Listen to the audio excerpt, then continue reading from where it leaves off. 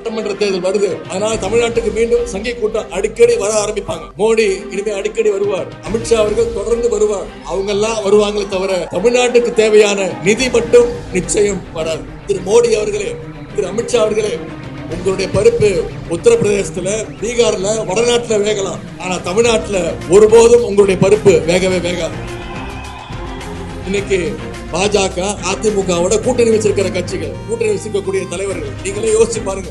ஒவ்வொருத்தரும் இன்னொருத்தரை எப்படி எல்லாம் புகழ்ந்து பேசினாங்க. 2 மாசத்துக்கு முன்பு, 3 மாதங்களுக்கு முன்பு. நான் என்ன சொன்னாங்கன்னு மட்டும் சொல்றேன், யார் பேசுனாங்கன்னு நீங்களே கண்டுபிடிச்சுக்கோங்க. இப்ப கூட்டணியில் இருக்கக்கூடிய ஒருத்தர் சொன்னார், திரு எடப்பாடி பழனிசாமி அவர்களோட கூட்டணி வைக்கிறதுக்கு தூக்குல தொங்கிடலாம். சொன்னது யாரு? இன்னொருத்தர் இருக்கிறாரு, அவர் சொன்னாரு, திரு எடப்பாடி பழனிசாமி அவர்களுக்கு எந்த அருகதையும் கிடையாது, ஒரு கவுன்சிலர் அவருக்கு ஒரு தகுதி கிடையாது, அவர் ஒரு டயர் நக்கி அப்படின்னு சொன்னது யாரு?